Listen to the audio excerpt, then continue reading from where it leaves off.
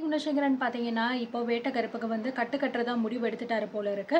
So, ஆதி குணசேகரன் திடீர்னு வந்து காணாம போயிட்டாரு. எங்கே போனாரு? என்ன ஆனாரு? அப்படின்னே வந்து தெரியல. ஆனா, இப்போ மறுபடியும் வீட்டுக்கு வந்தவர் வந்து நம்ம ராவணனோட சேர்ந்தே தான் வீட்டுக்கு வந்திருக்காரு. எனக்கு என்னமோ ராவணன் வந்து ஆதி குணசேகரன பயங்கரமா பிரைன் வாஷ் பண்ணி வச்சிருக்கான்னு மட்டும் நல்லாவே தெரியுது. ஏன்னா, இந்த ஆள் சொல்ற எல்லாத்தையுமே பார்த்தீங்கன்னா, ஒண்ணு விடாம இந்த குணசேகரன் கேட்டுக்கிட்டு இருக்காரு. அது மட்டும் கிடையாது. இன்னொரு முக்கியமான விஷயமும் நடக்க போகுது. இந்த வேட்ட கருப்பு கோயில்ல கட்டு கட்டும்போது பார்த்தீங்கன்னா, ஒரு முக்கியமான விஷயம் வந்து செய்வாங்க. அந்த விஷயத்த செய்றதுக்கு பார்த்தீங்கன்னா, ராவணன தான் வந்து இந்த குணசேகரன் வந்து நிப்பாட்ட போறாரு. இதனால வீட்டுக்குள்ள பலவிதமான பிரச்சனைகள் நடக்க போகுது. ஏன் அப்டின்னா, ஏற்கனவே பார்த்தீங்கன்னா, இந்த இடத்துல கதிர் ஞானம் இவங்க 2 பேரும் இருக்காங்க. இவங்க 2 பேரும் தான் கூட பிறந்த தம்பி. ஸோ, அப்போலேருந்து இப்போ வரைக்கும் குணசேகரனுக்கு என்ன தேவையோ எல்லாத்தையுமே பண்ணிக்கிட்டு இருக்காங்க. ஆனா, ராவணன் இப்போ தான் வந்தவன். அப்படி இருக்கும்போது எல்லாத்தையுமே விட்டுட்டு ராவணனுக்கு இவ்ளோ பெரிய ஒரு முக்கியத்துவம் குடுக்கறதுனால வீட்டுக்குள்ள பலவிதமான பிரச்சனைகள் வரப்போகுது. இதனால ஏற்கனவே ஞானம் வந்து பயங்கர கோவத்துல தான் இருக்கான். ஸோ, வந்து கதிருக்கு தேவையான எல்லாத்தையுமே வேகமா முடிச்சு குடுத்துட்டாரு. இப்போ எனக்கு அப்படின்னு சொல்லிட்டு வரும்போது எங்க போனாரு, என்ன ஆனாருன்னே தெரியல. அவர் பாட்டுக்கு வீட்ட விட்டு போயிட்டாரு. அது மட்டும் கிடையாது, "நீ என்னடான்னா உன் பிசினஸ பார்த்துட்டு போயிர்ற. அப்ப நான் என்ன பண்ண முடியும்?" அப்படின்னு சொல்லிட்டு பார்த்தீங்கன்னா, ஞானம் ரொம்பவே கோவப்பட்டு கத்துறாரு. இதுக்கு மேல இந்த வீட்ல நான் இருக்க மாட்டேன் அப்படிங்கிற மாரியும் சொல்றாரு. ஸோ, அதுக்கு மட்டும் இல்லாம நம்ம ரேணுகா வந்து, "எதுக்காக இப்படிலாம் பேசிக்கிட்டு இருக்கீங்க?" அப்படின்னு சொல்ல, "என்னடி இதுக்கு மேல என்னடி பண்ண சொல்ற? இவங்களுக்கெல்லாம் வந்து எதுவுமே வந்து பிரச்சனை கிடையாது. ஆனா எனக்குன்னு வந்து ஒரு குடும்பம் இருக்குல்ல, அத நான் பார்க்க வேணாமா? இவனுக்கு வந்து பிசினஸ் ஆரம்பிக்கும்போது என்ன சொன்னாங்க? இவனுக்கு முடிச்ச கையோட உனக்கு நான் முடிச்சு குடுத்துர்றேன்." அப்படிங்கிற மாரி தானே சொன்னாரு. ஆனா இப்போ என்னடா அப்படின்னா, அதெல்லாம் விட்டுட்டு இப்போ கோயிலுக்கு போயிட்டு கட்டு கட்ட போறேன். அது இதுன்னு சொல்லிட்டு என்னென்னமோ சொல்லிட்டு திரியிறாரு. இப்போ அதெல்லாம் வந்து முடிச்சுட்டு, அதுக்கப்புறம் எப்போ எனக்கு இவங்க பிசினஸ் ஆரம்பிச்சு குடுப்பாங்க? சொன்னா சொன்ன மாதிரி இருக்கணும். சொன்ன பேச்ச மீறி வந்து இவங்க பண்ணிக்கிட்டு இருக்காங்க. இது எவ்ளோ பெரிய தப்பு. எனக்கு எல்லாம் குடும்பம் இல்லையா? அது மட்டும் கிடையாது. எனக்கு ஏற்கனவே ஒரு தடவ ஹார்ட் அட்டாக் வந்திருக்கு. எப்போ என்ன ஆகும் அப்படின்னு சொல்லிட்டு யாராலயுமே சொல்ல முடியாது. நான் என் குழந்தைய பார்த்துக்கணும். நீ தானே என் பொண்டாட்டி. நான் உன்ன பார்த்துக்கணும். இந்த மாதிரி எனக்கு பலவிதமான விஷயங்கள் இருக்கும்போது, அவங்க இஷ்டத்துக்கு வந்து இருக்கும்போது, இந்த வீட்ல நான் எதுக்கு இருக்கணும்? நான் இந்த வீட்ல இருக்க போறது கிடையாது. இந்த வீட்ட விட்டு நான் போயிருவேன். நீ என் கூட வரணும்னு நெனச்சன்னா, நீ வா அப்படிங்கிற மாரி வந்து நம்ம ஞானம் சொல்லிக்கிட்டு இருக்காரு. ஸோ, இதனால ரொம்பவே கோவப்பட்டு நம்ம ஞானம் கத்திக்கிட்டு இருக்க. ஆம். ரேணுகாவுக்கு என்ன சொல்றது அப்படின்னே தெரியல. ஒரு பக்கம் ஞானம் சொல்றது சரிதான். இன்னொரு பக்கம் வெயிட் பண்ணணுமா? இல்லையா? அப்படிங்கிறது இல்லாம 2 பக்கம் கன்ஃப்யூஷனான ஒரு மைண்ட்ல அவங்க வந்து இருக்காங்க. அண்ட் நம்ம ஜனனி வந்து பேசுறாங்க, "நீங்க போயிட்டு கொஞ்சம் மாமா கிட்ட பேசி அவங்கள வந்து சமாதானப்படுத்துங்க." அப்படின்னு சொல்லும்போது, "என்ன என்ன வந்து பண்ண சொல்ற ஜனனி? நீனே பார்க்குறல்ல இந்த வீட்ல என்ன நடக்குது அப்படின்னு சொல்லிட்டு. நீனும் திடீர்னு எங்கேயோ போயிட்டு வந்த. எங்க போயிட்டு வந்த? என்ன நடக்க போகுது? இந்த வீட்டுக்கு பிரச்சனையா என்னன்னு சொல்லிட்டு தெரியல. உன்கிட்ட சொன்னாலும் நீ அத வந்து கேட்டாலும் நீ அத சொல்ல மாட்டேங்கிற. இவர் என்னடான்னா இப்படிலாம் பண்ணிக்கிட்டு இருக்காரு. நான் என்னதான் சொல்றது?" அப்படின்னு சொல்லிட்டு, "இங்க பாருங்கக்கா, நான் போன விஷயம் நல்ல விஷயம் தான். இந்த குடும்பத்துக்கு எப்பயுமே நல்லது மட்டும் தான் நான் நினைக்கிறேன். அத நீங்க நம்புறீங்கல்ல?" அப்படிங்கிற மாரி கேட்குறாங்க. "ஐயோ! ஜனனி, அதெல்லாம் நான் தாராளமா நம்புறேன். அதெல்லாம் நான் இல்லன்னு சொல்லல. ஆனா நீ எங்க போயிட்டு வந்த?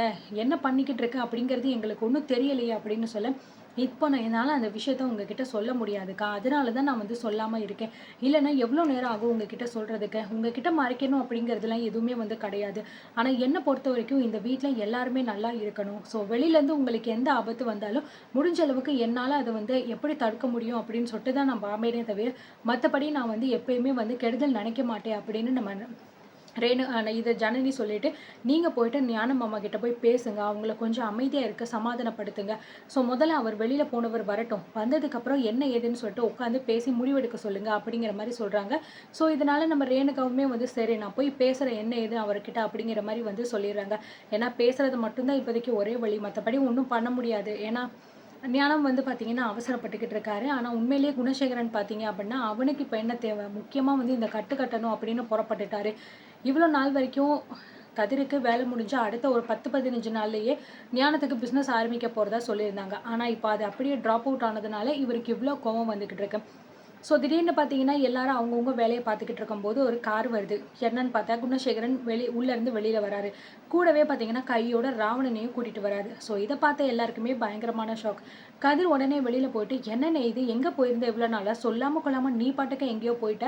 ஃபோன் பண்ணாலும் எடுக்க மாட்டேங்கிற. இப்ப என்னடான்னா திடீர்னு வந்து இவர கூட்டிட்டு வந்து நிக்கிற." அப்படின்னு சொல்லும்போது, "ஏப்பா கதிரு, என்ன அவசரம் இப்போ? உடனே சொல்லணுமா?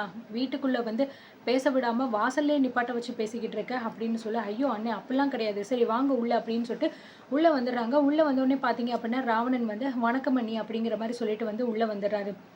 வந்து டைனிங் டேபிள்ல வந்து, "இங்கேயே உட்காருங்க தம்பி ஒரு 5 நிமிஷம். நான் வந்து மேல மாடிக்கு போயிட்டு வந்துர்றேன்." அப்படிங்கிற மாரி சொல்லிட்டு, குணசேகரன் பார்த்தீங்கன்னா மேல போயிறாரு. இந்த பக்கம் ராவணன் வந்து கீழ உட்காந்துக்கிட்டு இருக்காரு. அண்ட் மேலே வந்து நம்ம மாடியில் வந்து ஜனனி நின்றுக்கிட்டு இருக்காங்க. ஸோ மற்றவங்க எல்லாருமே கீழே தான் வந்து நின்றுக்கிட்டு இருக்காங்க. மேலே போன ஆதி குணசேகரன் வந்து ஸோ வெள்ளை சட்டை போட்டு காவி வேட்டி துண்டு இது ரெண்டையுமே வந்து கட்டிட்டு வெளியில் வராரு. இதுக்குள்ளே இந்த பக்கம் பார்த்தீங்கன்னா நம்ம சக்தி உள்ளே வந்துடுறாரு. சக்திக்கு வந்து ஒரு பெரிய ட்விஸ்ட் இப்போ தான் நடக்க போகுது.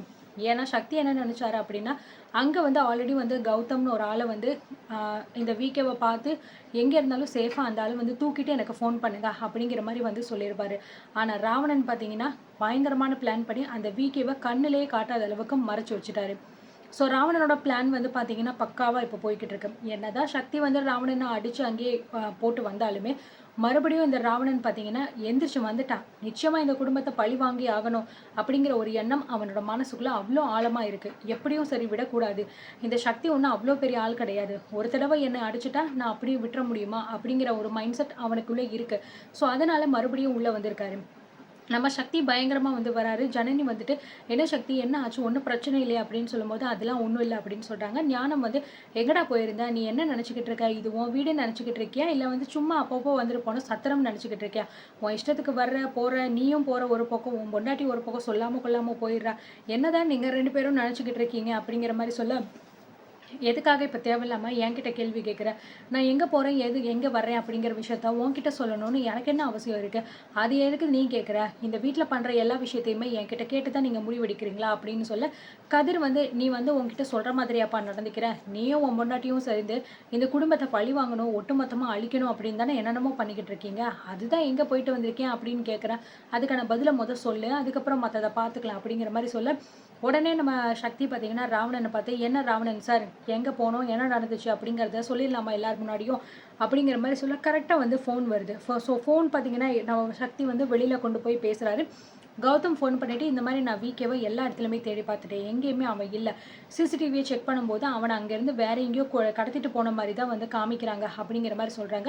இதை கேட்ட சக்திக்கு என்ன பண்ணுறதுன்னு தெரியல. ஆனால் சக்திக்கு ஒரு நம்பிக்கை இருந்துச்சு, அந்த கௌதம் விகேவை கண்டுபிடிச்சு கூட்டிகிட்டு வந்துடுவார். ஸோ அதுக்கப்புறம் நம்மளோட கேமை நம்ம ப்ளே பண்ணிக்கலாம், அந்த ராவணனை நம்ம மண்டக்காவை வைக்கலாம் அப்படின்னு நினச்சிக்கிட்டு இருந்தார். ஆனால் ராவணன் இந்த இடத்துல பயங்கரமாக ட்விஸ்ட் வந்து பார்த்தீங்கன்னா வின் பண்ணிட்டாரு. உள்ளே வந்து நம்ம சக்திக்கு பார்த்தீங்கன்னா பயங்கரமாக வேர்க்குது. என்ன பண்ணுறது என்ன சொல்கிறதுனே தெரியாமல் நிற்க அந்த இடத்துல நம்ம ராவணன் ஒரு ட்விஸ்ட் வைக்கிறாரு. என்ன சக்தி என்னமோ சொல்ல வந்தீங்க, இப்போ என்ன அவ்வளோ சைலண்ட் ஆகிட்டீங்க, என்ன பயம் வந்துருச்சா அப்படிங்கிற மாதிரி கேட்க எல்லாருமே வந்து முழிக்கிறாங்க. இவங்களுக்குள்ளே ஏதோ ஒரு விஷயம் நடந்திருக்கு, ஆனால் எதுவுமே வெளியில் சொல்லாமல் அப்படியே உள்ளுக்குள்ளேயே இவங்க கேம் ப்ளே பண்ணுறாங்க போல இருக்கே அப்படிங்கிற மாதிரி எல்லாருமே வந்து யோசிச்சுக்கிட்டு இருக்காங்க. ஸோ சக்தி வந்து ராவணனையே முறைச்சு பார்த்துக்கிட்டு இருக்காரு. இங்கே பாருங்கள் சக்தி, நீங்கள் என்ன பண்ணணும்னு நினச்சாலும் சரி, எனக்கு வந்து ஒரு தலை கிடையாது, ராவணன் அப்படிங்கிறது 10 தலை. அப்படி இருக்கும்போது நான் எவ்வளோ வேலையை பார்ப்பேன், இதெல்லாம் ஒரு விஷயமே கிடையாது எனக்கு. ஆமாம், நீங்கள் ஏதோ விஷயம் சொல்ல வந்தீங்க, சொல்லாமல் திடீர்னு வெளியில் போனீங்க, இப்போ உள்ளே வந்தோடனே சைலண்ட்டாக நிற்கிறீங்க, ஏன்னா நீங்கள் நினச்ச விஷயம் நடக்கலையா அப்படிங்கிற மாதிரி பார்த்தீங்கன்னா பயங்கர நக்கலாக பேசுகிறாரு.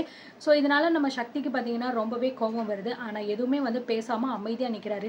ஏன்னா விகே வந்து காண இல்லையா, ஸோ விகேவை வந்து எங்கே வச்சுருக்காங்க, எங்கே தூக்கிட்டு போனாங்க அப்படிங்கிறத கண்டுபிடிக்கணும். விகே கையில் இல்லாமல் சக்தியால் எதுவுமே வந்து பேச முடியாது. ஒரு நம்பிக்கை அவங்க மனசுக்குள்ளே இருந்துச்சு, பட் ஆனால் இப்போ அந்த நம்பிக்கை இல்லாமையே வந்து போயிருச்சு. ஸோ அதனால் எதுவுமே சொல்லாமல் அமைதியாக நிற்க, ராவணன் இதுதான்டா சரியான நேரம் அப்படின்னு சொல்லிட்டு அவள் இஷ்டத்துக்கு பார்த்தீங்க அப்படின்னா என்னென்னமோ வந்து பேசிக்கிட்டு இருக்கான். ஸோ கரெக்டாக அந்த நேரம் பார்த்து நம்ம ஆதி குணசேகரன் மேலே மாடியிலேருந்து கீழே இறங்கி வராப்பில் ஒயிட் கலர் சட்டை போட்டு காவி வேட்டி துண்டு போட்டுட்டு கீழே இறங்கி வராங்க. ஸோ இறங்கி வந்தவர் நேராக பார்த்தீங்க அப்படின்னா மீனாட்சி படத்துக்கிட்ட நின்றுட்டு சாமி கும்பிட்றாரு. எல்லாரும் நல்லபடியாக இருக்கணும், இந்த வீட்டில் இருக்கிற எல்லா பொண்ணுங்களையும் நான் மீனாட்சி மாதிரி தான் நினச்சிக்கிட்டு இருக்கேன் அப்படிங்கிற மாதிரி சொல்லிட்டு எல்லாருமே இங்கே வாங்க அப்படின்னு சொல்ல, நந்தினியும் ரேணுகாவும் நாங்கள் எதுக்கு அங்கே வரணும் அப்படிங்கிற மாதிரி கேட்குறாங்க. நான் தான் சொன்னேன்ல, எல்லாருமே எனக்கு மீனாட்சி தாய் மாதிரி தான், நீங்கள் வாங்க அப்படின்னு சொல்ல, கரிகாலன் வந்து ஏமாம்மா இந்த மீனாட்சி மட்டும்தான் வேணும்னா அப்போ அந்த மீனாட்சி வேணாமா அப்படின்னு கேட்க, ஜனனியையும் வந்து நீயும் இங்கே வாமா அப்படிங்கிற மாதிரி சொல்லிட்டு பார்த்தீங்கன்னா 4 பேரையுமே வந்து நடுவில் நிப்பாட்டி வச்சுறாரு.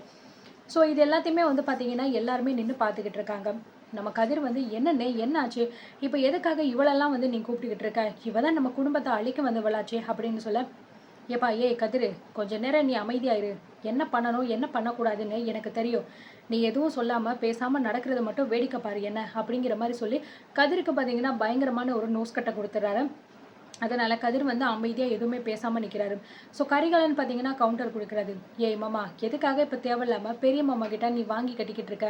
இதெல்லாம் உனக்கு தேவையா? அவர் மீனாட்சியா பார்க்குறாரு, இல்ல காளியாத்தாவா பார்க்குறாரு.